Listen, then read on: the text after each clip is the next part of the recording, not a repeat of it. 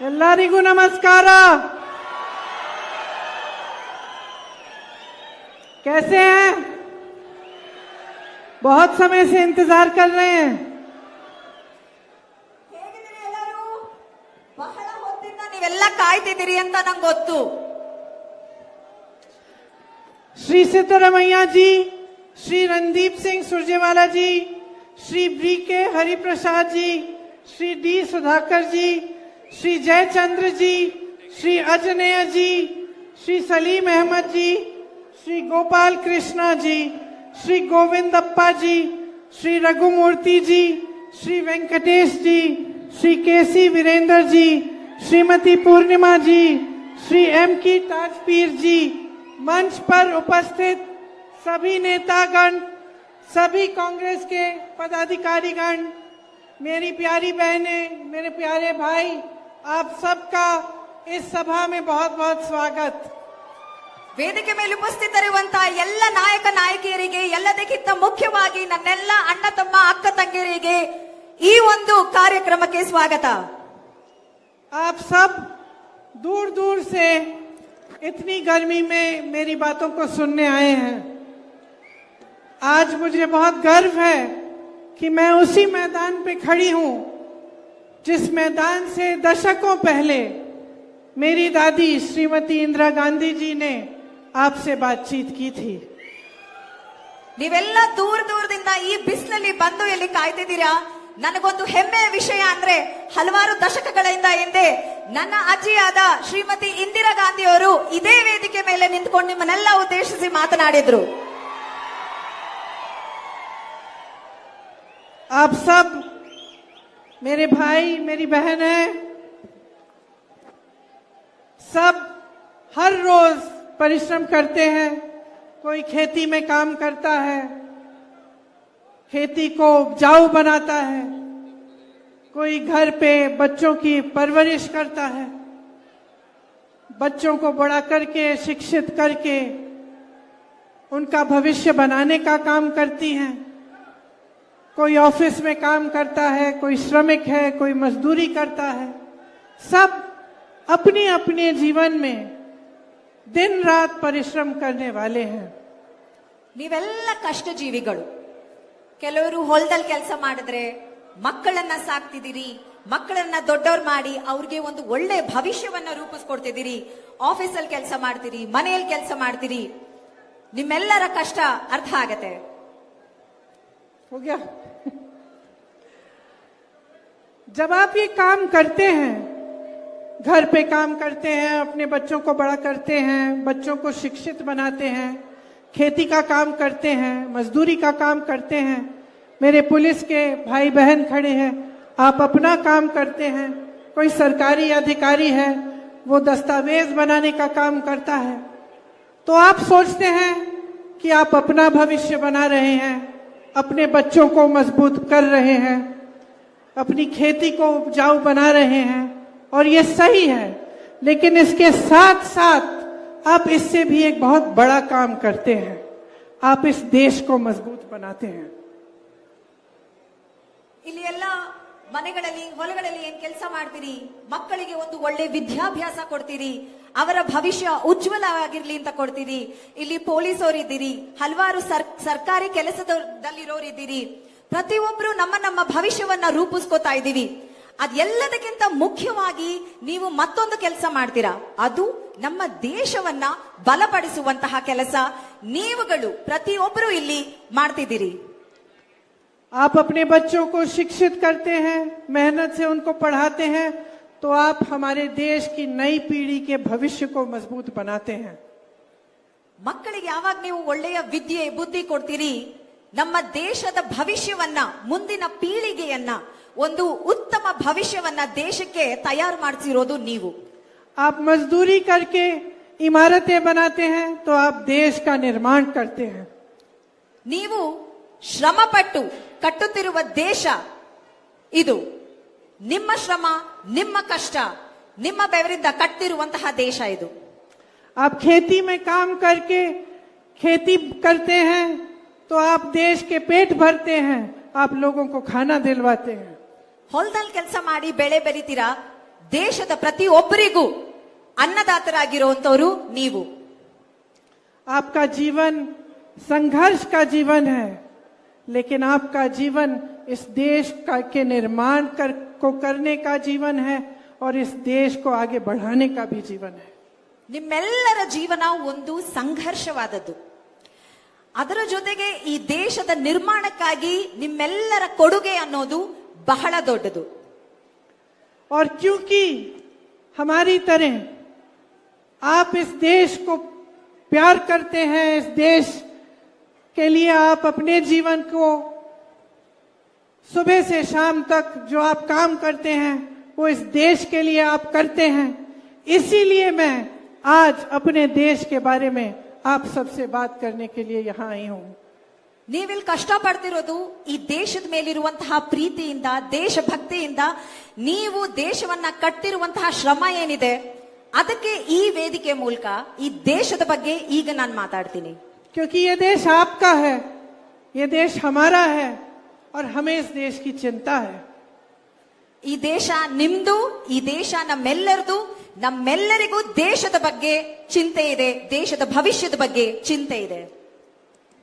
तो हमारे भारत में आज जो हो रहा है उसे गहराई से मैं आपको समझाना चाहती हूं, आपको बताना चाहती हूं कि किस तरह की परिस्थितियां पूरे देश भर में बन रही हैं.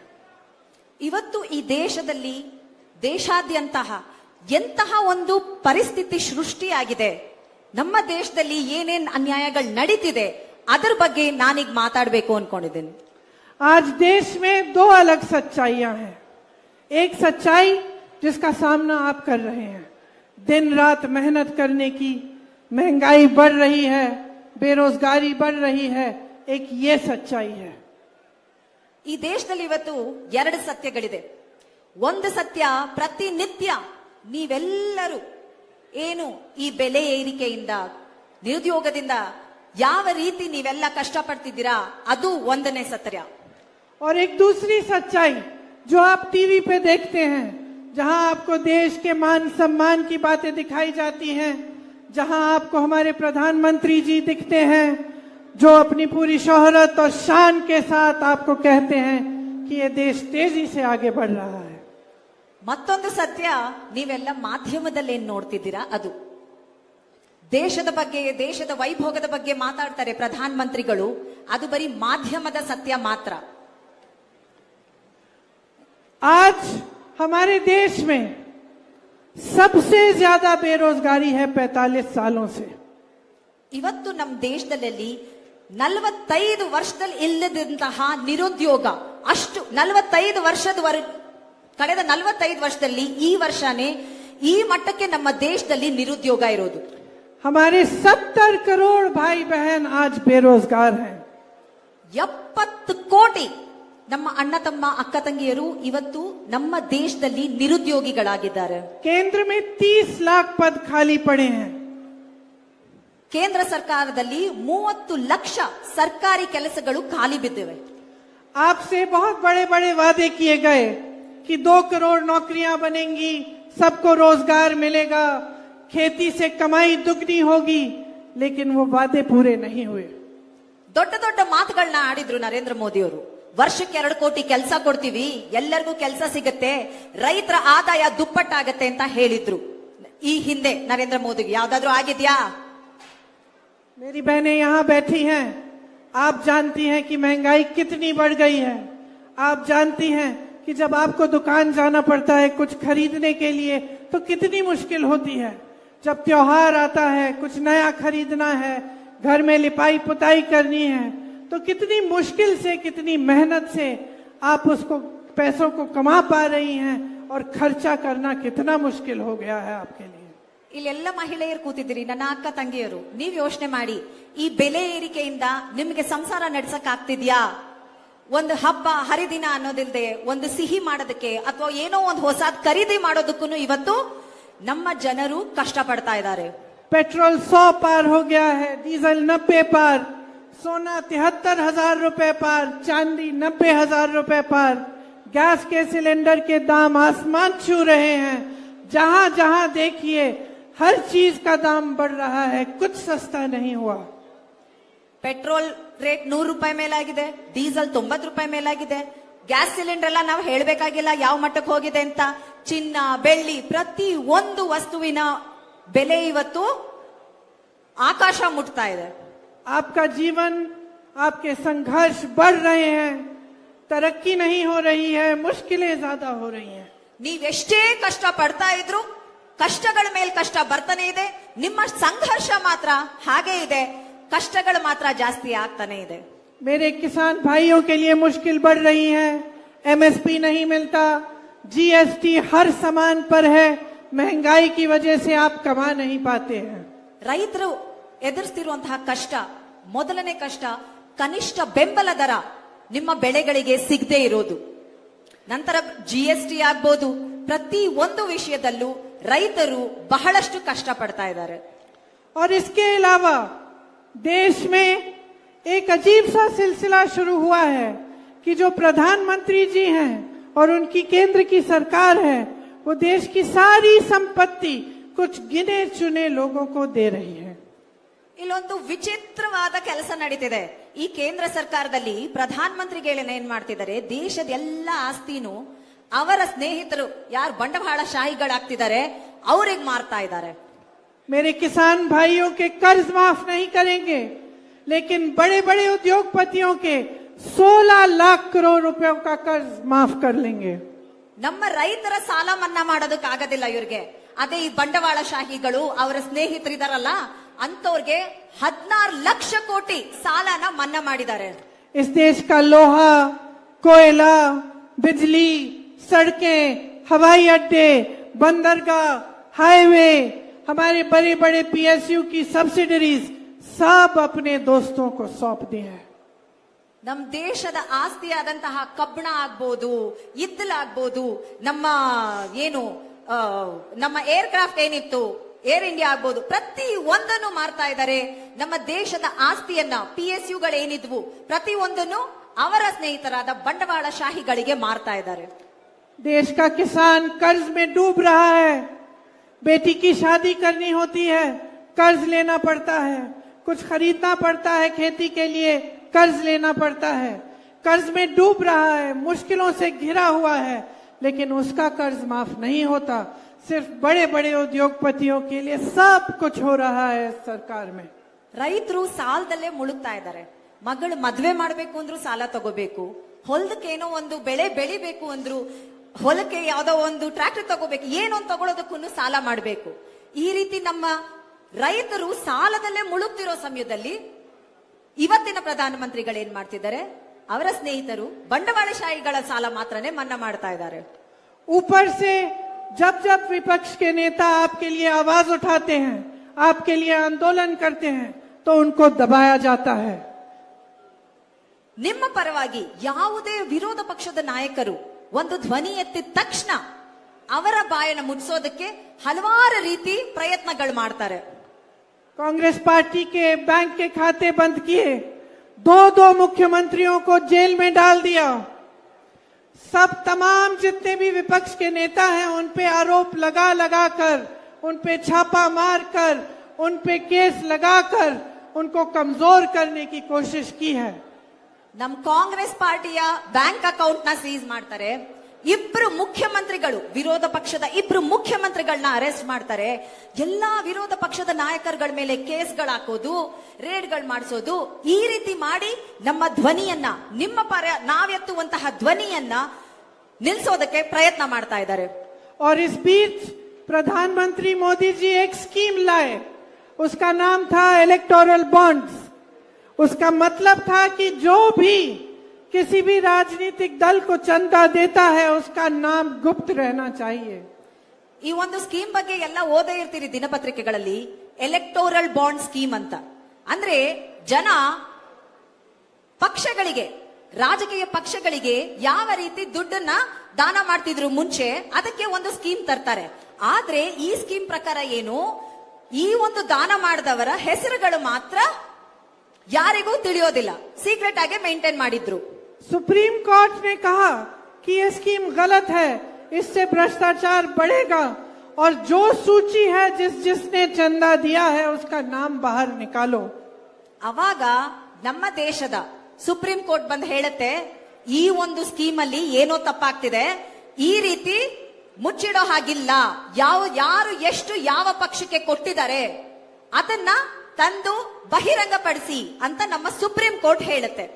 जब ये लिस्ट बाहर निकली तो पता चला कि नरेंद्र मोदी जी की पार्टी ने, नरेंद्र मोदी जी ने इनसे किन किन लोगों से चंदा लिया। ಆ ಲಿಸ್ಟ್ ಆಚೆ ಬಂದ ಮೇಲೆ ಗೊತ್ತಾಯ್ತು ನರೇಂದ್ರ ಮೋದಿ ಅವರು ಯಾರ್ಯಾರ ಹತ್ರ ಚಂದ ವಸೂಲಿ ಮಾಡ್ಕೊಂಡಿದ್ದಾರೆ ಅಂತ. ಎಂತೆಂತವರು ಈ ಬಿಜೆಪಿ ಪಕ್ಷಕ್ಕೆ ಕೋಟ್ಯಾಂತರ ರೂಪಾಯಿ ಕೊಟ್ಟಿದ್ದಾರೆ ಅನ್ನೋದು ಸುಪ್ರೀಂ ಕೋರ್ಟ್ ಹೇಳಿದ ಮೇಲೆ, ಆ ಲಿಸ್ಟ್ ಬಹಿರಂಗ ಆದ ಮೇಲೆ ಗೊತ್ತಾಯ್ತು. पता चला कि जिन कंपनियों पे छापा मारा था, जिन पे केस डाले थे, उनसे चंदा लिया गया और जब चंदा मिल गया तो केस वो छापे बंद हो गए। ಯಾವ್ಯಾವ ಕಂಪನಿಗಳ ಮೇಲೆ ಕೇಸ್ಗಳು ರೇಡ್ಗಳಾಯ್ತಲ್ಲ, ಆ ಕಂಪನಿಗಳು ಬಿಜೆಪಿ ಪಕ್ಷಕ್ಕೆ ಚಂದ ಕೊಟ್ಟಿದ್ದಾರೆ. ಆ ದುಡ್ಡು ಬಂದಿದ ತಕ್ಷಣ ಇದು ಯಾವಾಗ ಗೊತ್ತಾಯ್ತು? ಸುಪ್ರೀಂ ಕೋರ್ಟ್ ಲಿಸ್ಟ್ ರಿಲೀಸ್ ಮಾಡಿದ್ಮೇಲೆ ಗೊತ್ತಾಗಿದೆ. ಇಂಥ ಕಂಪನಿಗಳು ಭ್ರಷ್ಟ ಕಂಪನಿಗಳಿಂದ ದುಡ್ಡು ತಗೊಂಡು ಬಿಜೆಪಿ ಕೇಸ್ಗಳನ್ನೆಲ್ಲ ಮುಚ್ಚಿದೆ. ಆ ಕಂಪನಿಗಳು ಯಾರ್ಯಾರು ದುಡ್ಡು ಕೊಟ್ರೋ ಆ ಕಂಪನಿಗಳನ್ನ ಮುಚ್ಚ ಹಾಕಿದ್ದಾರೆ ಕೇಸ್ಗಳನ್ನ. पता चला कि ऐसी कंपनियां थी उस लिस्ट में जिनका मुनाफा कम था लेकिन चंदा ज्यादा दिया। ಎಷ್ಟೋ ಕಂಪನಿಗಳ ಲಾಭಕ್ಕಿಂತ ಹೆಚ್ಚು ದಾನ ಮಾಡಿದ್ದಾರೆ ಬಿಜೆಪಿಗೆ. ಅಂತ ಕಂಪನಿಗಳು, ಅಂತಹ ಭ್ರಷ್ಟ ಕಂಪನಿಗಳು ಲಿಸ್ಟ್ ಅಲ್ಲಿ ಇದೆ. आपको याद है जब नोटबंदी हुई थी तो प्रधानमंत्री जी ने आप सबको कहा था कि जो जो आपके पास नोट हैं आप बैंक ले जाइए। आप लाइन में खड़े हुए, आपको कहा कि ये देशभक्ति होगी आपकी, क्योंकि सारा काला धन वापस देश में आएगा। याद है आपको? ಡಿಮಾನಿಟೈಸೇಷನ್ ಅಂತ ಮಾತ್ರ ನೋಟ್ ಬಂದಿ ನೆನ್ಪಿದ್ಯಾ ಎಲ್ಲರಿಗೂ? ಎಲ್ಲರನ್ನು ಕ್ಯೂ ಅಲ್ಲಿ ನಿಲ್ಸಿದ್ರು. ಏನಂತ ಹೇಳಿದ್ರು? ದೇಶದಲ್ಲಿರೋ ಎಲ್ಲ ಕಪ್ಪು ಹಣನ ತಗೊಂಡ್ ಬರ್ತೀವಿ ಅಂತ ಹೇಳಿದ್ರು. ಇದು ದೇಶಭಕ್ತಿ, ದೇಶಕ್ಕೋಸ್ಕರ ನೀವೆಲ್ಲ ಕಷ್ಟಪಡಿ ಅಂತ ಹೇಳಿದ್ರು. उस समय कोई काला धन नहीं आया, लेकिन आज साफ दिख रहा है कि किस तरह से काले धन को सफेद करके इन्होंने अपनी पार्टी में चंदा दिलवाया। ಆ ಸಮಯದಲ್ಲಿ ನೀವೆಷ್ಟು ಕಷ್ಟಪಟ್ಟಿದ್ದೀರಿ, ಆದ್ರೂ ಯಾವ ಕಪ್ಪು ಹಣನು ಹಿಡಿಯಕ್ಕಾಗ್ಲಿಲ್ಲ ಅವರಿಗೆ. ಆದ್ರೆ ಇವತ್ತು ಕಾಣಿಸ್ತಾ ಇದೆ ಯಾವ ರೀತಿ ಅವರು ಎಲ್ಲ ಕಪ್ಪು ಹಣನ ಸರಿಯಾದ ನೈತಿಕ ಹಣವಾಗಿ ಕನ್ವರ್ಟ್ ಮಾಡಿದ್ದಾರೆ ಅಂತ. जो कंपनी 150 करोड़ से ज्यादा नहीं कमा रही है, वो 1100 करोड़ की चंदा कैसे दे रही है? 1,500 ಕೋಟಿ ದುಡಿದಿರುವಂತ ಕಂಪನಿ 11,000 ಕೋಟಿನೂ ಕೊಡೋಕ್ ರೆಡಿ ಇದೆ. और पूरा हमला विपक्ष पर साध रहे हैं, कह रहे हैं रोज रोज कि विपक्ष भ्रष्ट है, हर नेता को भ्रष्ट कह रहे हैं। सच्चाई ये है कि वो पूरी तरह से भ्रष्ट है। ಈ ರೀತಿ ಅವರು ಮಾಡ್ತಿರುವುದನ್ನ ಮುಚ್ಚಾಕೋದಕ್ಕೆ ವಿರೋಧ ಪಕ್ಷದ ನಾಯಕರನ್ನ ಭ್ರಷ್ಟರನ್ನಾಗಿ ಕರೆದು ಇಡೀ ದೇಶದ ಎಲ್ಲಾ ವಿರೋಧ ಪಕ್ಷದ ನಾಯಕರು ಕೂಡ ಭ್ರಷ್ಟರು ಅಂತ ಕರೀತಾ ಇದ್ದಾರೆ. सच्चाई ये है कि इन्होंने देश को गुमराह किया है 10 सालों से। ನಿಜಾಂಶ ಏನಂದ್ರೆ ಇವತ್ತು ದೇಶವನ್ನ ಇವರು ಆರ್ಥಿಕವಾಗಿ ಹಾಳು ಮಾಡ್ತಾ ಇರೋದು. जब जब चुनाव आया तो आपके जज्बातों वाली बात की, जब जब चुनाव आया आपका ध्यान भटकाया, धर्म की बात की, जाति की बात की, कभी इधर की बात की, कभी उधर की बात की, लेकिन आपकी समस्याओं की बात कभी नहीं की। ಪ್ರತಿ ಸಲ ಬರ್ತಾರೆ, ಧರ್ಮದ ಮಾತಾಡ್ತಾರೆ, ಜಾತಿ ಮಾತಾಡ್ತಾರೆ, ನಿಮ್ಮ ಧ್ಯಾನವನ್ನ ಬೇರೆ ಕಡೆ, ಈ ಭ್ರಷ್ಟಾಚಾರದಿಂದ ಬೇರೆ ಕಡೆ ತಿರುಗಿಸಕ್ ಪ್ರಯತ್ನ ಪಡ್ತಾರೆ. ಆದ್ರೆ ಯಾವತ್ತಾದ್ರೂ ನಿಮ್ಮ ಕಷ್ಟದ ಬಗ್ಗೆ ಮಾತಾಡಿದಾರಾ? आज आप टीवी खोलते हैं, आपको दिखता है कि मोदी जी कह रहे हैं कि 400 पार, कि फिर से उनकी सरकार आएगी, कि उनको 400 सीट दे दीजिए। ಇವಾಗ ಬಂದು ಹೇಳ್ತಾರೆ 400ಕ್ಕೂ ಹೆಚ್ಚು ಸೀಟ್ಗಳನ್ನ ಕೊಡಿ ಬಿಜೆಪಿಗೆ, ಇನ್ನ ಮುಂದೆ ಮೋದಿ ಸರ್ಕಾರ ಇನ್ನ ಒಳ್ಳೆ ಕೆಲಸ ಮಾಡುತ್ತೆ ಅಂತ ಹೇಳ್ತಿದ್ದಾರೆ. इनके नेता तरह तरह की बातें कर रहे हैं। कोई कह रहा है कि जब हमें बहुमत मिलेगी तो हम संविधान को बदल डालेंगे। ಇವರ ರಾಜಕೀಯ ನಾಯಕರು ಎಂತೆಂತ ಮಾತುಗಳಾಡ್ತಿದ್ದಾರೆ ಅಂದ್ರೆ, ಕೆಲವರು ಬಂದು ಹೇಳ್ತಾರೆ ನಮಗ್ 400ಕ್ಕಿಂತ ಜಾಸ್ತಿ ಸೀಟ್ ಬರುತ್ತೆ, ನಮ್ಮ ಸಂವಿಧಾನವನ್ನೇ ನಾವು ಬದಲಾಯಿಸ್ತೀವಿ ಅಂತ ಹೇಳ್ತಿದ್ದಾರೆ. इन चीजों का क्या मतलब है? ಅರ್ಥ ಏನು? ಈ ತರ ಸಂವಿಧಾನನ ಬದಲಾಯಿಸ್ತೀವಿ ಅಂದ್ರೆ ಅರ್ಥ ಏನು? आप इस बात को गहराई से समझिए. आज जितने भी अधिकार आपके पास हैं, जितनी भी मजबूती इस देश के पब्लिक के पास है, वो संविधान ने दी है. ಒಂದು ವಿಷಯ ನಾವೆಲ್ಲ ತಿಳ್ಕೊಬೇಕಾಗಿರೋದಂದ್ರೆ, ಇವತ್ತು ನಮ್ಮ ಕೈಯಲ್ಲಿ ಜನರೇ, ಕರ್ನಾಟಕದ ಜನ, ದೇಶದ ಜನರೇ ಸಾರ್ವಭೌಮರು ಅಂತ ಹೇಳಿರೋದು ನಮ್ಮ ಸಂವಿಧಾನ. ನಮ್ಮ ಕೈಯಲ್ಲಿರುವಂತಹ ಅಧಿಕಾರ ಆಗ್ಬೋದು, ಹಕ್ಕಿರ್ಬೋದು, ಅದು ನಮ್ಮ ಸಂವಿಧಾನ ಕೊಟ್ಟಿರೋದು. और सबसे बड़ी शक्ति जो आपको इस संविधान ने दी है, वो आपका वोट है. ಎಲ್ಲದಕ್ಕಿಂತ ಮುಖ್ಯವಾದ ಅಧಿಕಾರ ಅಥವಾ ಹಕ್ಕು ನಮ್ಮ ಸಂವಿಧಾನ ನಮಗೆ ಕೊಟ್ಟಿದ್ರೆ ಅದು ನಾವು ಹಾಕುವಂತಹ ಮತ, ನಾವು ಹಾಕುವಂತಹ ವೋಟ್. दूसरी शक्ति जो संविधान के द्वारा आपको मिलती है, वो आरक्षण की शक्ति है.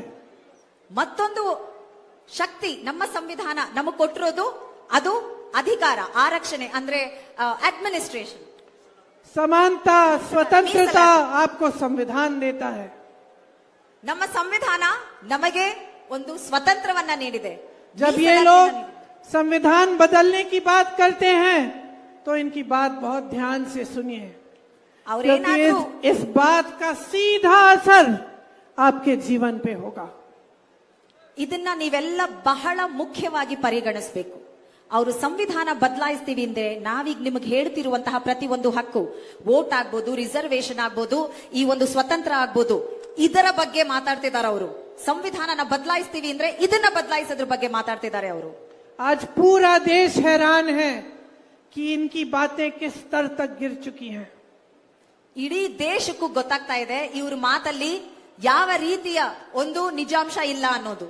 लोगों के संकट इतने बड़े बड़े हैं, समस्याएं इतनी बड़ी बड़ी हैं. ಜನರ ಒಂದು ಕಷ್ಟ ಕಾರ್ಪಣ್ಯಗಳು, ಸಮಸ್ಯೆಗಳು ಎಷ್ಟು ದೊಡ್ಡದಾಗಿದೆ. लेकिन हमारे देश के प्रधानमंत्री को इसकी जानकारी नहीं है, उनको इसकी समझ ही नहीं है कि आप कितना संघर्ष कर रहे हैं. ಆದ್ರೆ ಪ್ರಧಾನ ಮಂತ್ರಿಗಳಿಗೆ ಮಾತ್ರ ಈ ನಿಜಾಂಶದ ಒಂಚೂರು ಅರಿವಿಲ್ಲ. ಅವ್ರಿಗೆ ಗೊತ್ತೂ ಇಲ್ಲ ನಿಮ್ಗೆ ನೀವು ಪ್ರತಿದಿನ ಪಡ್ತಿರುವಂತಹ ಕಷ್ಟ ಆಗ್ಬೋದು, ಎದುರಿಸ್ತಿರೋ ಸಮಸ್ಯೆಗಳ ಪರಿಗಣನೆ ನಮ್ಮ ದೇಶದ ಪ್ರಧಾನ ಮಂತ್ರಿಗಳಿಗೆ ಇಲ್ಲ. एक जमाना होता था जब इंदिरा जी जैसे प्रधानमंत्री आपके बीच आते थे, आपके गांव में आते थे, आपके घरों में आते थे, आपके साथ बैठते थे, आपकी समस्याओं को सुनते थे, समझने की कोशिश करते थे. ಒಂದು ಸಮಯ ಇತ್ತು, ನಮ್ಮ ದೇಶದ ಪ್ರಧಾನ ಮಂತ್ರಿಗಳು ಜನಗಳ ಮಧ್ಯ ಬರ್ತಿದ್ರು, ನಿಮ್ ಹಳ್ಳಿಗಳಿಗೆ ಬರ್ತಿದ್ರು, ನಿಮ್ ಮನೆ ಬಾಗ್ಲಿಗೂ ಬಂದು ನಿಮ್ ಸಮಸ್ಯೆಗಳೇನು ಅಂತ ಆಲಿಸ್ತಾ ಇದ್ರು. ಅಂತಹ ಒಂದು ಪ್ರಧಾನ ಮಂತ್ರಿಗಳನ್ನು ಈ ದೇಶ ನೋಡಿದೆ. और वो जमाना मैंने देखा है जब प्रधानमंत्री होते हुए भी किसी गरीब के घर चले गए किसी गांव में, तो उनको ये हक था उस गांव वाले को कि वो डांट लेते प्रधानमंत्री को, कह देते कि आपने मेरा काम नहीं किया, और प्रधानमंत्री नाराज नहीं होते, वो श्रद्धा से कहते कि मैं आपका काम करके आपको दूंगा. ಒಂದ್ ಸಮಯ ಇತ್ತು, ಯಾವುದೋ ಒಂದು ಹಳ್ಳಿಯಲ್ಲಿ ಯಾವುದೋ ಒಂದು ಮನೆಯಲ್ಲಿ ಒಬ್ಬ ರೈತ ಕೂಡ ಒಂದು ಲೆಟರ್ ಬರೆದು ಪ್ರಧಾನ ಮಂತ್ರಿಯ ಒಂದು ಧ್ಯಾನವನ್ನ ಸೆಳ್ಕೋಬಹುದಿತ್ತಂತೆ. ಅವಾಗ ಪ್ರಧಾನ ಮಂತ್ರಿಗಳು ಕೋಪಿಸ್ಕೋತಾ ಇರ್ಲಿಲ್ಲ. ಅವರಿಗೆ ಅವರ ಕಷ್ಟವನ್ನ ಅರ್ತು ನಾನ್ ನಿಮ್ಮ ಸಮಾಧಾನ ಹೇಳ್ತಿದ್ರಂತೆ. ನಿಮ್ಮ ಕೆಲಸ ಏನೇ ಇದ್ರು ಮಾಡ್ಕೊಡ್ತೀವಿ ಅಂತ ಪ್ರಧಾನಮಂತ್ರಿಗಳು, ಆ ಕಾಲದ ಪ್ರಧಾನಮಂತ್ರಿಗಳು ಮಾಡ್ತಿದ್ದಂತಹ ಕೆಲಸ. एक जमाना था जब देश में एक नेता खड़ा होता था तो देशवासी उससे ये आशा रखते थे कि वो एक नैतिक इंसान होगा, उससे नैतिकता की आशा रखते थे. ಒಂದು ಸಮಯ ಇತ್ತು, ನಮ್ಮ ದೇಶದ ಜನತೆ ಒಂದು ರಾಜಕೀಯ ನಾಯಕರನ್ನ, ಒಂದು ನೈತಿಕತೆ ಉಳ್ಳುವಂತಹ ವ್ಯಕ್ತಿಯನ್ನ ಮಾತ್ರನೇ ನಾವು ರಾಜಕೀಯ ನಾಯಕರನ್ನಾಗಿ ಚುನಾಯಿಸ್ತಾ ಇದ್ವಿ. आज देश के सबसे बड़े नेता नैतिकता को छोड़ के नाटक करते हैं आपके सामने. ಇವತ್ತು ದೇಶದ ಅತಿ ಉನ್ನತ ಸ್ಥಾನದಲ್ಲಿ ಇರುವಂತವರು ನೈತಿಕತೆ ಬಿಟ್ಟು ಬರೀ ನಾಟಕ ಆಡ್ತಾ ಇದ್ದಾರೆ. एक जमाना था जब हम अपने नेताओं से ये उम्मीद रखते थे कि वो सत्य के पथ पे चलेंगे. ಒಂದ್ ಸಮಯ ಇತ್ತು, ನಾವೆಲ್ಲ ನಮ್ಮ ದೇಶದ ರಾಜಕೀಯ ನಾಯಕರು ಒಂದು ಸತ್ಯದ ದಾರಿಲೇ ನಡೀತಾರೆ ಅನ್ನುವಂತಹ ನಂಬಿಕೆ ಇದ್ದಂತಹ ಒಂದು ಸಮಯ ಅದು. आज देश के सबसे बड़े नेता अपनी सत्ता दिखाने निकलते हैं, अपनी शान अपनी शोहरत दिखाते हैं, लेकिन सत्य के पथ पर नहीं चलते. ಇವತ್ತಿನ ರಾಜಕೀಯದ ನಾಯಕರು ಅತಿ ದೊಡ್ಡ ಸ್ಥಾನದಲ್ಲಿರೋರು ಸತ್ಯದ ದಾರಿಯಲ್ಲಿ ನಡೀತಿಲ್ಲ, ಬರೀ ಅಧಿಕಾರದ ದರ್ಪ ತೋರಿಸ್ತಾರೆ, ತಮ್ಮ ಒಂದು ವೈಭೋಗದ ಜೀವನವನ್ನ ತೋರಿಸ್ಕೊಂಡು ಓಡಾಡ್ತಿದ್ದಾರೆ ಹೊರತು ಸತ್ಯ ದಾರಿಯಲ್ಲಿ ಮಾತ್ರ ನಡೀತಿಲ್ಲ. एक जमाना था जब नेता में परोपकार होता था, सेवा की भावना होती थी. आज हम देश के सबसे बड़े नेता में सिर्फ अहंकार देख रहे हैं. ಒಂದ್ ಸಮಯ ಇತ್ತು, ನಮ್ಮ ದೇಶದ ಪರಂಪರೆ ಏನಂದ್ರೆ ರಾಜಕೀಯದವರು ಸತ್ಯದ ದಾರಿಯಲ್ಲಿ ನಡೆಯೋರು ಒಂದು ಸೇವಾ ಮನೋಭಾವನೆ ಇಟ್ಕೊಂಡಿರ್ತಿದ್ರು. ಆದ್ರೆ ಇವತ್ತಿನ ಈ ಒಂದು ರಾಜಕೀಯ ನಾಯಕ ಅಹಂಕಾರದಿಂದಾನೇ ನಡೀತಾ ಇದ್ದಾರೆ. हमारे हिंदू धर्म की परंपरा रही है, हमारे देश की राजनीति की परंपरा भी रही है कि सत्य के पथ पर चल के सेवा भाव से देश की सेवा की जाए. ನಮ್ಮ ಹಿಂದೂ ಪರಂಪರೆ ಆಗ್ಬೋದು, ನಮ್ಮ ದೇಶದ ರಾಜಕೀಯ ಪರಂಪರೆ ಆಗ್ಬೋದು, ಒಬ್ಬ ನಾಯಕನಲ್ಲಿ ನಾವೆಲ್ಲ ಕಾಣೋದು ಒಂದು ಸತ್ಯದ ದಾರಿಯಲ್ಲಿ ಅವ್ರು ನಡಿಬೇಕು, ಒಂದು ಸೇವಾ ಮನೋಭಾವ ಇಟ್ಕೊಂಡು ಅವರೆಲ್ಲ ನಡಿಬೇಕು ಅಂತ. और उसी सेवा भाव से चाहे भगवान राम ने प्रजा के लिए काम किया, प्रजा के को आगे बढ़ाया, उसी सेवा भाव से महात्मा गांधी जी ने आपकी सेवा की. और जितने भी प्रधानमंत्री आए, मैं कह सकती हूँ किसी भी पार्टी के रहे, उनके दिलों में भी देश की जनता के प्रति श्रद्धा होती थी और सेवा भाव होता था. ಶ್ರೀರಾಮನು ಕೂಡ ಇದೇ ಸೇವಾ ಮನೋಭಾವದಿಂದ ಸತ್ಯಧಾರಿಲಿ ನಡೆದವರು. ಹಾಗೆ ಈ ದೇಶದ ಎಲ್ಲಾ ಪ್ರಧಾನಮಂತ್ರಿಗಳು ಇದುವರೆಗೂ ಒಂದು ಸತ್ಯದ ದಾರಿ ಬಿಟ್ಟು ನೈತಿಕತೆನ ಬಿಟ್ಟು ನಡೆದಿಲ್ಲ. लेकिन आज नरेंद्र मोदी जी की सरकार में, उनके 10 सालों के राज में सिर्फ झूठों का बोलबाला है. ಆದ್ರೆ ಈ ಒಂದು 10 ವರ್ಷದ ಆಡಳಿತ ಏನು ನರೇಂದ್ರ ಮೋದಿ ಅವರ ನೇತೃತ್ವದಲ್ಲಿ ನಡೀತು, ಅದರ ಬರೀ ಸುಳ್ಳಿನ ಒಂದು ಸರಮಾಲೆ ಇರುವಂತಹ ಸರ್ಕಾರ. गलत तरह से सरकारों को गिराते हैं तो पूरी मीडिया कहती है कि मोदी जी का मास्टर स्ट्रोक है. ತಪ್ಪು ದಾರಿಯಲ್ಲಿ ಅಧಿಕಾರವನ್ನ ಕಿತ್ಕೊಳ್ಳೋದು, ಸರ್ಕಾರನ ಬೀಳಿಸೋದು, ಈ ರೀತಿ ಮಾಡ್ತಾರೆ. ಮಾಧ್ಯಮದವರು ಅದನ್ನೇ ನರೇಂದ್ರ ಮೋದಿ ಅವರ ಮಾಸ್ಟರ್ ಸ್ಟ್ರೋಕ್ ಅಂತ ಹೇಳ್ತಾರೆ. किसी की हिम्मत नहीं होती कि वो निंदा करें, कि वो कहें कि लोकतंत्र के सारे असूल तोड़ के इन्होंने सरकार को गिराया है. ಯಾರು ಆ ಧೈರ್ಯ ಮಾಡ್ತಿಲ್ಲ. ಇವರು ಈ ಸರ್ಕಾರವನ್ನ ಬೀಳಿಸಿರೋದು ಅನೈತಿಕತೆಯಿಂದ ಅಸಾಂವಿಧಾನಿಕವಾಗಿ ಇವರು ಈ ಸರ್ಕಾರನ ಬೀಳಿಸಿರೋದು ಅಂತ ಪ್ರಶ್ನೆ ಮಾಡುವಂತಹ ಒಂದು ಧೈರ್ಯ ಯಾರು ಮಾಡ್ತಾ ಇಲ್ಲ. 100 करोड़ देके विधायकों को खरीदते हैं तो सब कहते हैं कि देखिए ऐसा काम सिर्फ मोदी कर सकते हैं. 100 ಕೋಟಿ ಕೊಟ್ಟು ನಾಯಕರನ್ನ ಖರೀದಿ ಮಾಡ್ಕೋತಾರೆ. ಅವಾಗ ಮಾಧ್ಯಮದವ್ರು ಹೇಳ್ತಾರೆ, ನೋಡಿ ನರೇಂದ್ರ ಮೋದಿ ಅವ್ರು ಮಾತ್ರನೇ ಇಂಥ ದೊಡ್ಡ ಕೆಲಸ ಮಾಡಕ್ಕಾಗೋದು ಅಂತ. चुनाव के समय रोजगार की बात नहीं करते, महंगाई को कम करने की बात नहीं करते, आपकी शिक्षा की सुविधाओं की बात नहीं करते, स्वास्थ्य सुविधाओं की बात नहीं करते, भड़काऊ बातें करते हैं, ध्यान भटकाने वाली बातें करते हैं और सारी मीडिया दंडवत होकर उनके साथ लगी रहती है. ಚುನಾವಣೆ ಸಮಯದಲ್ಲಿ ನಿರುದ್ಯೋಗದ ಬಗ್ಗೆನೋ, ಬೆಲೆ ಏರಿಕೆ ಬಗ್ಗೆ, ನಿಮ್ಮ ಆರೋಗ್ಯದ ಬಗ್ಗೆ ಆಗ್ಬೋದು, ನಿಮ್ಮ ಮಕ್ಕಳ ಶಿಕ್ಷಣದ ಬಗ್ಗೆ ಆಗ್ಬೋದು ಮಾತಾಡೋದಿಲ್ಲ. ಏನೋ ಒಂದು ಮಾಡಿ ಪ್ರತಿಯೊಬ್ಬರ ಧ್ಯಾನನ ಧರ್ಮ ಜಾತಿ ಅನ್ಕೊಂಡು ಬೇರೆ ಕಡೆ ಹರಿಸುವಂತಹ ಪ್ರಯತ್ನಗಳು ಮಾಡ್ತಾರೋರು. सब कहते हैं कि विदेश में भी ये चर्चा है कि मोदी जी इस दुनिया के सबसे बड़े नेता हैं. ಎಲ್ಲ ಹೇಳೋದೇನಂದ್ರೆ ವಿದೇಶದಲ್ಲೂ ಹೇಳ್ತಾರಂತೆ, ಜಗತ್ತಿಗೆ ಪ್ರಸಿದ್ಧರು ಮೋದಿ ಅವರು ಎಲ್ಲರಿಗಿಂತ ಉತ್ತಮ ನಾಯಕ ಅಂತ. इतनी सत्ता, इतनी शान, इतनी शोहरत, इतना घमंड, इतना घुमान. कहते हैं कि चुटकी भर में अगर मोदी जी चाहें तो दुनिया के सारे जंग बंद करा सकते हैं. ಎಷ್ಟು ಅಹಂಕಾರದಿಂದ ತಮ್ಮ ವೈಭೋಗಗಳನ್ನ ಪ್ರದರ್ಶಿಸ್ತಾರೆ ನರೇಂದ್ರ ಮೋದಿಯವರು. ಎಲ್ಲದಕ್ಕಿಂತ ಮುಖ್ಯವಾಗಿ ನರೇಂದ್ರ ಮೋದಿಯವರು ಚುಟ್ಕಿ ಹೊಡೆದ್ರೆ ಸಾಕು ಯುದ್ಧಗಳನ್ನೇ ನಿಲ್ಲಿಸ್ಬಿಡ್ತಾರಂತೆ ದೇಶಗಳದು. ಹಂಗಂತ ಹೇಳ್ಕೊಂಡು ಮಾಧ್ಯಮಗಳಲ್ಲಾಗ್ಲಿ ಎಲ್ಲ ಕಡೆ ಹೇಳ್ಕೊಂಡು ಬರ್ತಾರೆ. तो मैं आपसे पूछना चाहती हूं कि अगर इतने बड़े नेता हैं, इतनी सत्ता है उनके पास, कोई उनसे सवाल भी नहीं कर सकता, तो 10 सालों में आपके लिए रोजगार बनाने का काम क्यों नहीं किया है? तो 10 सालों में महंगाई इस देश में घटी क्यों नहीं है? तो 10 सालों में नौजवानों के लिए नए नए स्कीम क्यों नहीं लाए? तो 10 सालों में आपके घरों में तरक्की क्यों नहीं आई है? ನಿಮ್ಮ ಈ ಅಧಿಕಾರನ ಬಳಸ್ಕೊಂಡು ಇಷ್ಟ ಬಲಿಷ್ಠ ನಾಯಕರಾಗಿದ್ರೆ ನೀವು ಈ 10 ವರ್ಷದಲ್ಲಿ ನಮ್ಮ ದೇಶದಲ್ಲಿ ಇರುವಂತಹ ಬೆಲೆ ಏರಿಕೆ ಯಾಕೆ ಕಮ್ಮಿ ಆಗಿಲ್ಲ? ನಿರುದ್ಯೋಗ ಯಾಕೆ ಕಮ್ಮಿ ಆಗಿಲ್ಲ? ನಮ್ಮ ರೈತರು ಪ್ರತಿಯೊಬ್ರು ಪಡ್ತಿರುವಂತಹ ಕಷ್ಟ ಯಾಕೆ ಕಮ್ಮಿ ಆಗ್ತಿಲ್ಲ? ನಿಮ್ಮ ಅಧಿಕಾರ ನೀವಿಷ್ಟು ಬಲಿಷ್ಠರು ಅಂತ ಬರೀ ಹೇಳ್ಕೋತಿರಲ್ಲ, ಇದೆಲ್ಲ ಮಾಡೋದಕ್ಕಾಗ್ತಿಲ್ವಾ? आपने 10 सालों में देखा कि इनके 2-3 उद्योगपति मित्र कहां से कहां चले गए, दुनिया के सबसे अमीर इंसान बन गए, क्योंकि मोदी जी ने उनका समर्थन किया। मोदी जी ने सारे देश की संपत्ति उनको सौंप दी। ಇಬ್ರು ಬಂಡವಾಳಶಾಹಿಗಳು ನರೇಂದ್ರ ಮೋದಿ ಅವರ ಸ್ನೇಹಿತರು.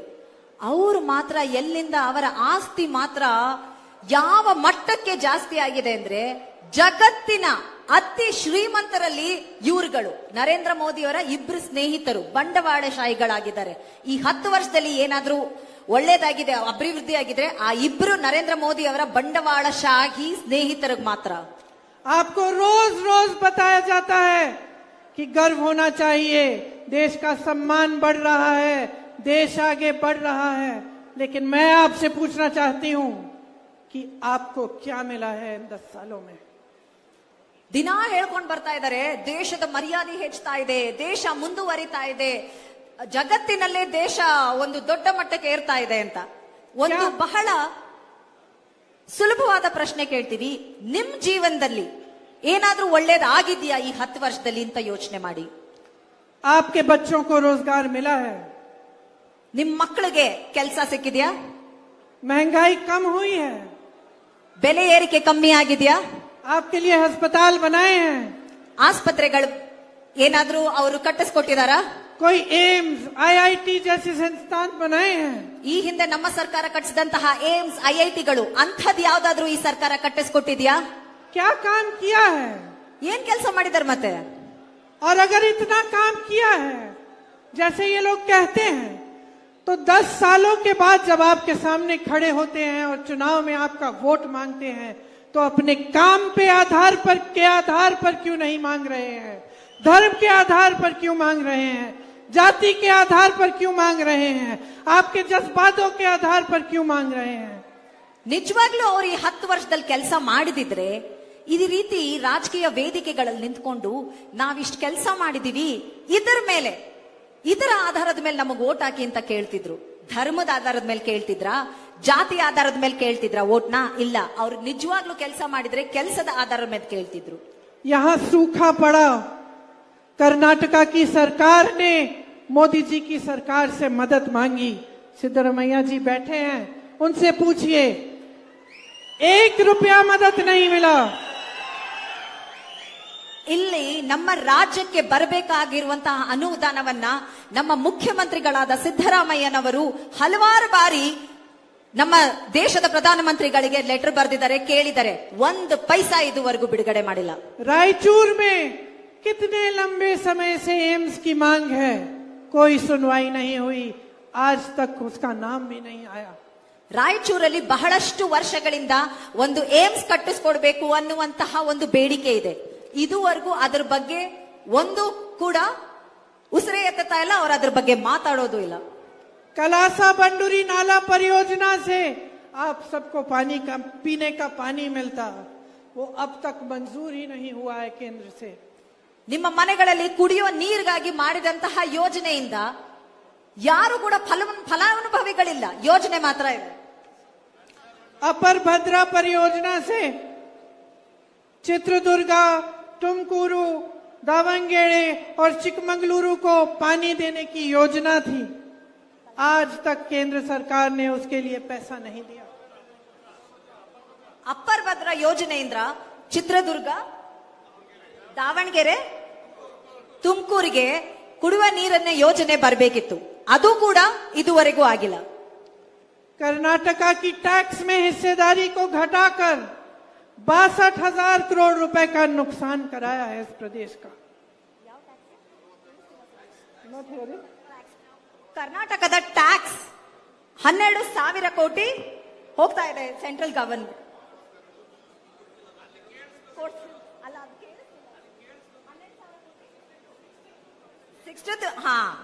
ನಮ್ಮ ಸರ್ಕಾರಕ್ಕೆ ನಮ್ಮ ಪಾಲು ಬರ್ಬೇಕಾಗಿರೋದಕ್ಕಿಂತ ಕಡಿಮೆ ಕೊಟ್ಟು ಬರೀ 62,000 ಕೋಟಿ ನಷ್ಟ ಮಾಡಿದ್ದಾರೆ ನಮ್ಮ ಒಂದು ಟ್ಯಾಕ್ಸ್ ಡೆವಲ್ಯೂಷನ್ ಅಲ್ಲಿ. प्रधानमंत्री जी कहते हैं कि वो दिन रात देशवासियों के लिए काम करते हैं, तो ये भेदभाव क्यों? कर्नाटका के साथ ऐसा क्यों? हिमाचल प्रदेश में इनकी सरकार नहीं है, वहां आपदा आई, वहां एक पैसा नहीं दिया आपदा के लिए। क्यों? क्योंकि सही नियत से, सच्चे दिल से आपके लिए नहीं काम कर रहे हैं, क्योंकि आपके साथ हर पल राजनीति की जाती है। जहां उनका फायदा होता है, जहां से उनको सत्ता मिलेगी, वहां पे काम कराएंगे। जहां उनका फायदा नहीं है, वहां देशवासियों की कोई परवाह नहीं है। ದಿನ ರಾತ್ರಿ ಬೆಳಗ್ಗೆ ರಾತ್ರಿ ಕಷ್ಟಪಟ್ಟು ಕೆಲಸ ಮಾಡ್ತಾರೆ ಪ್ರಧಾನ ಮಂತ್ರಿ ಅಂತ ಹೇಳ್ತಾರೆ. ಅಂದಮೇಲೆ ನಮ್ ಕರ್ನಾಟಕಕ್ಕೆ ಮಾತ್ರ ಯಾಕಿಂತ ಅನ್ಯಾಯ ಮಾಡ್ತಿದೆ? ಯಾವ ಯಾವ ರಾಜ್ಯಗಳಲ್ಲಿ ಅವ್ರ ಅಧಿಕಾರ ಇರುತ್ತೆ ಅಲ್ಲಿ ದುಡ್ಡು ಹೋಗುತ್ತೆ, ಎಲ್ಲಿ ಅವ್ರಿಗೆ ಅಧಿಕಾರ ಸಿಗದಿಲ್ಲ ಅಲ್ಲೆಲ್ಲ ಮಲದಲ್ಲಿ ತಾಯಿ ಧೋರಣೆ ಮಾಡ್ತಿದ್ದಾರೆ. ಇದು ಈ ದೇಶದ ಪ್ರಧಾನ ಮಂತ್ರಿ ನಮ್ಮ ರಾಜ್ಯಕ್ಕೆ ಮಾಡ್ತಿರುವಂತಹ ದ್ರೋಹವನ್ನ ಎತ್ತಿ ತೋರಿಸುತ್ತೆ. आपने कर्नाटका में कांग्रेस की सरकार चुनी, आप खुद बता सकते हैं कि आपके जीवन में कुछ फर्क पड़ा कि नहीं? आपकी सरकार ने आपको गारंटी दी थी और आज एक एक गारंटी पूरा करने का काम शुरू हो गया है. ನೀವು ಕಾಂಗ್ರೆಸ್ ಪಕ್ಷಕ್ಕೆ ಆಶೀರ್ವಾದ ಮಾಡಿ ವಿಧಾನಸಭೆಯಲ್ಲಿ ನಮ್ಮನ್ನ ಚುನಾಯಿಸಿದ್ರಿ. ನಂತರ ಈ ಒಂದು ವರ್ಷದಲ್ಲಿ ನಿಮ್ ಜೀವನ ಬದಲಾಗಿಲ್ವಾ? ಆ 5 ಗ್ಯಾರಂಟಿಗಳು ಕರ್ನಾಟಕದ ಪ್ರತಿ ಒಬ್ಬರ ಜೀವನದಲ್ಲೂ ಒಂದು ದೊಡ್ಡ ಬದಲಾವಣೆಯನ್ನ ತಂದಿದೆ. गृह लक्ष्मी योजना से 1 करोड़ से अधिक महिलाओं को हर महीने 2,000 रुपए मिल रहे हैं.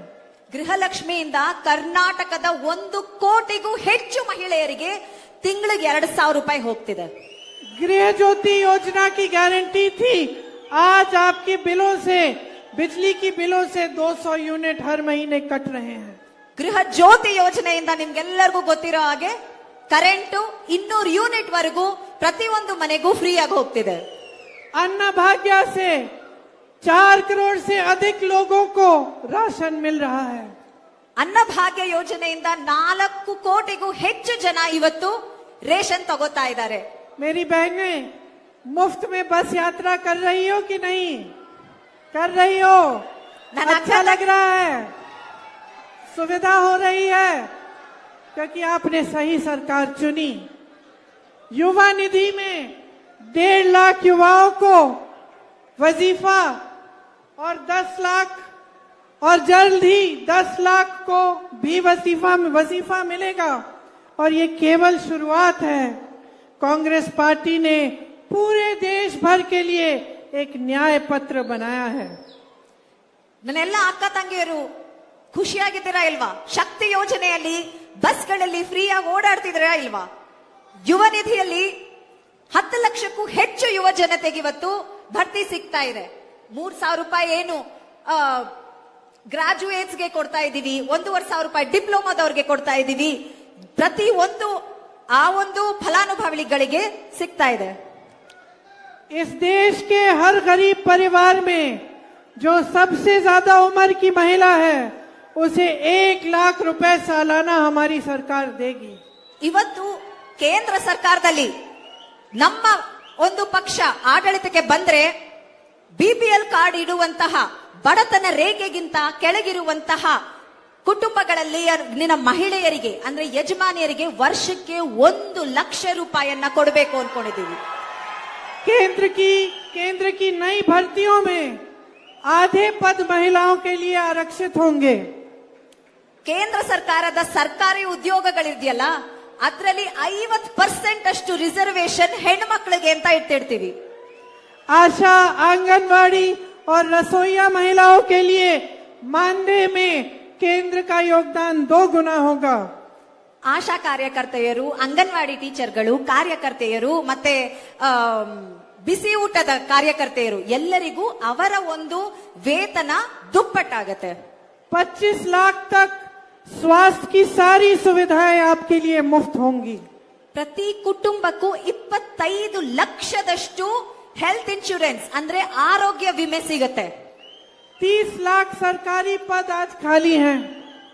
मोदी जी के राज में ये 10 सालों से इतने पद खाली हैं, लेकिन किसी ने भरने का काम नहीं किया. कांग्रेस ये गारंटी दे रही है कि इन पदों को भरा जाएगा, इनमें भर्ती की जाएगी. 10 ವರ್ಷದಿಂದ ನರೇಂದ್ರ ಮೋದಿ ಅವರ ಸರ್ಕಾರದಲ್ಲಿ 30 ಲಕ್ಷ ಸರ್ಕಾರಿ ಹುದ್ದೆಗಳು ಖಾಲಿ ಬಿದ್ದಿವೆ. ನಮ್ಮ ಕಾಂಗ್ರೆಸ್ ಪಕ್ಷದ ಗ್ಯಾರಂಟಿ ಏನಂದ್ರೆ ನಮ್ಮ ಸರ್ಕಾರ ಆಡಳಿತಕ್ಕೆ ಬಂದಾಗ ಈ ಅಷ್ಟು ಉದ್ಯೋಗಗಳನ್ನ ಭರ್ತಿ ಮಾಡ್ತೀವಿ. शिक्षा के लोन माफ किए जाएंगे और स्नातक पास बच्चों के लिए अप्रेंटिसशिप का प्रोग्राम होगा, जिससे वो 1 लाख रुपए सालाना कमा पाएंगे. ಎಲ್ಲಾ ಶಿಕ್ಷಣದ ಮೇಲಿರುವಂತಹ ಸಾಲವನ್ನ ಮನ್ನಾ ಮಾಡ್ತೀವಿ. ಜೊತೆಗೆ ಸ್ನಾತಕೋತ್ತರ ಪದವೀಧರರೇನಿದ್ದಾರೆ ಅವರಿಗೆ 1 ವರ್ಷಕ್ಕೆ 1 ಲಕ್ಷ ರೂಪಾಯಿಯಷ್ಟು ಏನು ವೃತ್ತಿ ಧನದ ಒಂದು ಕೆಲಸವನ್ನ ಗ್ಯಾರಂಟಿ ಆಗಿ ಕೊಡ್ತೀವಿ. 5,000 करोड़ का एक स्टार्टअप फंड बनेगा, जिससे जब कोई युवा अपना छोटा कारोबार शुरू करना चाहेगा उसको सुविधा मिलेगी. 5,000 ಕೋಟಿಯಷ್ಟು ಫಂಡ್ಸ್ ನ ಸ್ಟಾರ್ಟ್ಅಪ್ ಫಂಡ್ ಅಂತ ಎತ್ತಿಡ್ತೀವಿ. ಯಾವ ನಮ್ಮ ಯುವ ಜನತೆ ಒಂದು ಹೊಸ ಉದ್ಯಮವನ್ನ ಸೃಷ್ಟಿ ಮಾಡಬೇಕು, ಶುರು ಮಾಡಬೇಕು ಅಂತ ಇರ್ತಾರೆ, ಅವರಿಗೆ ಸಹಾಯ ಧನವಾಗಿ ಈ 5,000 ಕೋಟಿಯಷ್ಟು ಧನವನ್ನ ಅವರಿಗೋಸ್ಕರ ಎತ್ತಿಡ್ತೀವಿ. अग्निवीर जैसे स्कीम जो रोजगार के लिए और नौजवानों के लिए घातक हैं, उनको खत्म किया जाएगा और जैसे पहले सेना में भर्ती होती थी उसी तरह से की जाएगी. ಅಗ್ನಿವೀರ್ ಸ್ಕೀಮ್ ಏನ್ ತಂದಿದ್ರು ನರೇಂದ್ರ ಮೋದಿ ಅವರು, ದೇಶದಾದ್ಯಂತ ಅದರ ವಿರುದ್ಧ ಏನು ನಮ್ಮ ಯುವ ಜನತೆ ಹೋರಾಡಿದ್ರು ಅದನ್ನ ನಿಲ್ಲಿಸ್ತೀವಿ. ಈ ಹಿಂದೆ ಭಾರತೀಯ ಸೇನೆಯಲ್ಲಿ ಯಾವ ರೀತಿ ನೇಮಕಾತಿ ಆಗ್ತಿತ್ತೋ ಅದೇ ರೀತಿ ನೇಮಕಾತಿ ಮಾಡ್ತೀವಿ. देश भर में मेरे श्रमिक भाई बहनों का बहुत शोषण होता है. कांग्रेस पार्टी ये गारंटी दे रही है कि उनके स्वास्थ्य के अधिकार को कानून बनाएंगे, उसका कानूनी गारंटी होगा और जांच से इलाज तक वो इसका फायदा उठा पाएंगे. ದೇಶದ ಶ್ರಮಿಕರ ಮೇಲೆ ಹಲವಾರು ದೌರ್ಜನ್ಯಗಳು ನಡೆಯುತ್ತೆ. ಅವರ ಸ್ವಾಸ್ಥ್ಯದ ಬಗ್ಗೆ, ಅವರ ಆರೋಗ್ಯದ ಬಗ್ಗೆ ನಮಗೆ ಕಾಳಜಿ ಇದೆ. ಅದನ್ನ ಅವರ ಆರೋಗ್ಯದ ತಪಾಸಣೆಯಿಂದ ಆರೋಗ್ಯ ಸರಿ ಹೋಗೋವರೆಗೂ ಏನೇ ಕಾಯಿಲೆ ಇದ್ರು ಅದರ ಒಂದು ಜವಾಬ್ದಾರಿಯನ್ನ ಅವರ ಹಕ್ಕು ಅಂತ ನಮ್ಮ ಸರ್ಕಾರ ನೀಡುತ್ತೆ. पूरे राष्ट्र में 400 रुपए की न्यूनतम मजदूरी तय होगी और शहरों में जिस तरह से गांव में मनरेगा से 100 दिन के रोजगार की गारंटी मिलती थी, उसी तरह से शहरों में भी रोजगार की गारंटी सरकार देगी. ಈ ಒಂದು ಮನ್ರೇಗಾ ಯೋಜನೆ ಏನು ಹಳ್ಳಿಗಾಡಿನಲ್ಲಿ ಗ್ರಾಮೀಣ ಪ್ರದೇಶದಲ್ಲಿತ್ತು ಅದನ್ನ ಸಿಟಿಯಲ್ಲೂ ಮಾಡ್ತೀವಿ. 400 ರೂಪಾಯಿ ದಿನಕ್ಕೆ, ಇಷ್ಟ ದಿನ ಏನು 250 ರೂಪಾಯಿ ವೇತನ ಇತ್ತು ಅದನ್ನ 400 ರೂಪಾಯಿಗೆ ಹೆಚ್ಚಳ ಮಾಡ್ತೀವಿ. ओला, उबर, जोमैटो डिलीवरी वाले जो वर्कर्स हैं उनको सामाजिक सुरक्षा दी जाएगी. ಓಲಾ, ಊಬರ್ ಈ ರೀತಿ ಏನು ನಮ್ಮ ಯುವ ಜನತೆ ಕೆಲಸ ಮಾಡ್ತಿದ್ದಾರೆ ಈ ಕಂಪನಿಗಳಲ್ಲಿ, ಅವರಿಗೆ ಏನು ಒಂದು ಸಾಮಾಜಿಕ ಭದ್ರತೆ ಇಲ್ಲ. ಅಂಥವರಿಗೂ ಕೂಡ ಒಂದು ನೀತಿಯನ್ನ ಸೃಷ್ಟಿಸಿ ಸಾಮಾಜಿಕ ಭದ್ರತೆಯನ್ನ ಕೊಡ್ತೀವಿ. SC, ST और OBC के लिए जैसे मेरे भाई हर जगह कहते हैं, पूरी गिनती की जाएगी पूरे देश में कि कौन किस जाति की कितनी कितनी आबादी है, सिर्फ आपकी नहीं लेकिन सबकी, और कौन कितना कमा रहा है, और उसके तहत फिर नई नीतियां बनाई जाएंगी. आरक्षण की सीमा 50% से बढ़ाया जाएगा और SC, ST का सब प्लान लागू किया जाएगा. SC, ST के लिए विशेष बजट जारी किया जाएगा और काडू गोला समाज को एसटी का दर्जा दिया जाएगा। ಜಾತಿ ಗಣತಿಯನ್ನ ಇಡೀ ದೇಶದಲ್ಲಿ ನಡೆಸ್ತೀವಿ. ಹಿಂದುಳಿದ ವರ್ಗಗಳು, ಪರಿಶಿಷ್ಟ ಪಂಗಡ, ಪರಿಶಿಷ್ಟ ಜಾತಿಯವರು, ಪ್ರತಿಯೊಂದು ಸಮುದಾಯದರು ಎಷ್ಟು ಜನ ಇದ್ದಾರೆ, ಸಾಮಾಜಿಕವಾಗಿ, ಶೈಕ್ಷಣಿಕವಾಗಿ, ಆರ್ಥಿಕವಾಗಿ ಯಾವ ಸಮುದಾಯ ಎಷ್ಟು ಮುಂದುವರೆದಿದೆ ಅನ್ನುವಂತಹ ಒಂದು ಗಣತಿ ನಡೆಸಿ ನಮ್ಮ ನೀತಿಗಳು ಈ ಒಂದು ಗಣತಿಯ ರಿಪೋರ್ಟ್ ಪ್ರಕಾರನೇ ಮಾಡಿ ಎಲ್ಲರ ಒಂದು ಸಾಮಾಜಿಕ ನ್ಯಾಯವನ್ನ ಸ್ಥಾಪಿಸೋದಕ್ಕೆ ಅಂತ ಮಾಡ್ತೀವಿ. SC/ST ಸಬ್ ಪ್ಲಾನ್, SC/ST ಅವ್ರಿಗೋಸ್ಕರನೇ ಒಂದು ಸೆಪರೇಟ್ ಬಜೆಟ್ ಮಾಡ್ತೀವಿ. ಎಲ್ಲದಕ್ಕಿಂತ ಮುಖ್ಯವಾಗಿ ಒಂದು ಸಂವಿಧಾನದ ತಿದ್ದುಪಡಿ ಮಾಡಿ 50% ಹೆಚ್ಚು ರಿಸರ್ವೇಶನ್ ನ ಚೇಂಜ್ ಮಾಡ್ತೀವಿ. मेरे किसान भाई बहनों के लिए MSP का कानून बनेगा और खेती के सारे सामान GST से मुक्त होंगे. ನಮ್ಮ ರೈತರಿಗೋಸ್ಕರ ಕನಿಷ್ಠ ಬೆಂಬಲ ದರವನ್ನ ಪ್ರತಿಯೊಂದು ಬೆಳೆಗೂ ನಾವು ಅವರ ಹಕ್ಕು ಅಂತ ಕೊಡ್ತೀವಿ. ಎಲ್ಲದಕ್ಕಿಂತ ಮುಖ್ಯವಾಗಿ ಕೃಷಿಯನ್ನ GST ಇಲ್ಲದಿರುವ ಹಾಗೆ, ಕೃಷಿ ಕ್ಷೇತ್ರದಲ್ಲಿ GST ಇಲ್ಲದಿರೋ ಹಾಗೆ ಮಾಡ್ತೀವಿ. खेती के लिए नई आयात निर्यात नीति बनेगी. भूमिहीनों को जमीन दी जाएगी. न्यूनतम मजदूरी 400 रुपए की खेती में भी होगी और एक स्थायी कृषि ऋण माफी आयोग बनेगा, जिससे जब जब आपको ऋण माफ कराना होगा आप करा पाएंगे.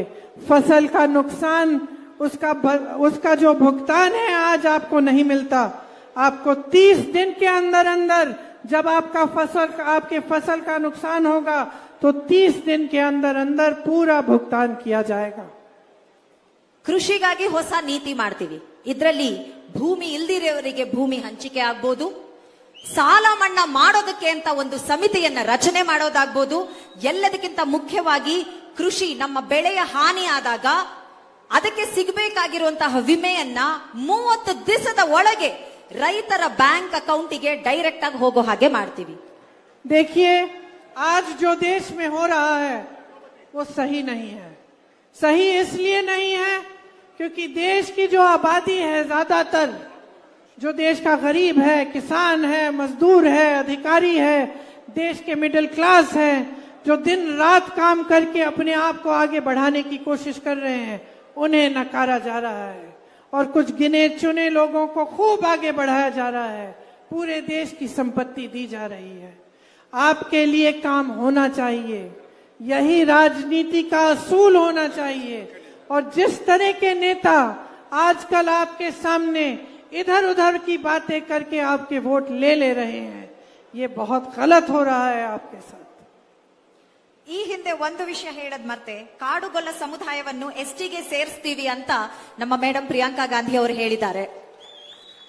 ನಮ್ಮ ದೇಶದಲ್ಲಿರುವಂತಹ ಕ್ಷಮಿಕರು, ರೈತರು, ಮಹಿಳೆಯರು, ಪ್ರತಿ ಒಂದು ಹಿಂದುಳಿದ ಸಮುದಾಯ ಆಗ್ಬಹುದು, ಒಂದು ಕಷ್ಟಪಡ್ತಿರುವಂತಹ ಸಮುದಾಯ ಆಗ್ಬಹುದು, ನಿಮ್ಮ ವೋಟ್ನ ಮಾತ್ರನೇ ಈ ಹಿಂದಿನ ಸರ್ಕಾರ ಕೇಳುತ್ತೆ. ಆದ್ರೆ ನಾವು ನಿಮ್ಮ ಧ್ವನಿಯಾಗಿರ್ತೀವಿ. ನಿಮ್ಮ ಉದ್ಧಾರಕ್ಕೋಸ್ಕರ, ನಿಮ್ಮ ಅಭಿವೃದ್ಧಿಗೋಸ್ಕರ ನಾವು ಮಾಡ್ತೀವಿ ನಮ್ಮ ನೀತಿಗಳನ್ನ. इस देश के संविधान को बचाना है, इस देश के लोकतंत्र को बचाना है, इस देश के किसान, मजदूर, आम आदमी को बचाना है और आगे बढ़ाना है. तो आपको बहुत सोच समझकर इस चुनाव में अपना वोट देना पड़ेगा. किसी की बातों में मत पड़ो, इधर उधर भटको मत. अपना पूरा ध्यान अपनी समस्याओं पर और अपने जीवन पर रखो. इस चुनाव में आपका वोट आप ही के पक्ष में जाना चाहिए.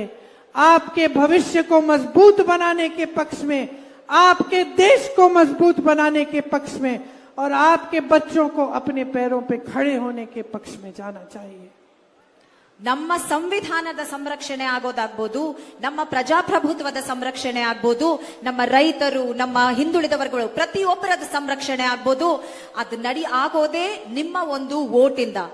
ಯಾರು ಏನೇ ಆದ್ರೂ ನಿಮ್ಮ ಧ್ಯಾನ ಆ ಕಡೆ ಈ ಕಡೆ ಹೋಗ್ಬಾರ್ದು. ನೀವು ವೋಟ್ ಮಾಡಕ್ ಮುಂಚೆ ನಿಮ್ಮ ಜೀವನದ ಬಗ್ಗೆ ಯೋಚನೆ ಮಾಡಿ. ನಿಮ್ಮ ಜೀವನಕ್ಕೆ, ನಿಮ್ಮ ಮಕ್ಕಳಿಗೆ, ಅವರ ಭವಿಷ್ಯಕ್ಕೆ ಯಾರು ಒಂದು ಒಳ್ಳೆಯ ನೀತಿಗಳನ್ನ ಮಾಡ್ತಾರೆ ಅದರ ಬಗ್ಗೆ ಯೋಚನೆ ಮಾಡ್ಕೊಂಡು ನೀವು ವೋಟ್ ಹಾಕಿ. मेरी आशा है कि जिस तरह से आपने मेरी बातों को आज सुना है, जब आप वोट डालने जाएंगे तो मेरी बातों पर आप ध्यान देंगे, उनको याद करेंगे और अपने विवेक से अपनी ही मजबूती के लिए, अपने देश को, लोकतंत्र को मजबूत बनाने के लिए आप कांग्रेस पार्टी को वोट देंगे और कांग्रेस के उम्मीदवार को जिताएंगे। आप सबको बहुत बहुत धन्यवाद। जय कर्नाटक, जय हिंद। ಇಷ್ಟು ಸಮಾಧಾನವಾಗಿ ನೀವೆಲ್ಲ ನನ್ನ ಮಾತು ಕೇಳಿದಿರಿ. ಇದನ್ನೇ ವೋಟ್ ಮಾಡೋದಕ್ಕೆ ಮುಂಚೆ ಯೋಚನೆ ಮಾಡಿ, ನಿಮ್ಮ ಜೀವನದ ಬಗ್ಗೆ ಯೋಚನೆ ಮಾಡಿ, ನಿಮ್ಮ ಸಮಸ್ಯೆಗಳಿಗೆ ಯಾರು ಒಂದು ಸೊಲ್ಯೂಷನ್ ಕೊಡ್ತಾರೋ ಅವ್ರಿಗೆ ಮಾತ್ರನೇ ವೋಟ್ ಮಾಡಿ. ಜೈ ಹಿಂದ್, ಜೈ ಕಾಂಗ್ರೆಸ್, ಜೈ ಕರ್ನಾಟಕ.